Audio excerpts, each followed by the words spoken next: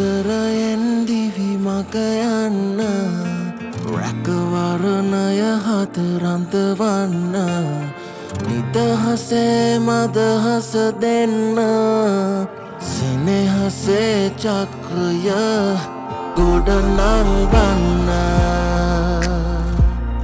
එදා දුන් සෙනෙහේ බෙදා බෙදා ගන්න සෙනෙහසේ චක්‍රය ඔබ මහදන්න සෙනෙහසේ චක්‍රය ඔබ මතනන්න එදා ඔබට දුන් රැකවරණය අද ඔවුන්ට අවශ්‍යයි. ඔබ ඒ සෙනෙහසේ චක්‍රය සම්පූර්ණ කරන්න. Friends. ඔබ මතනන්න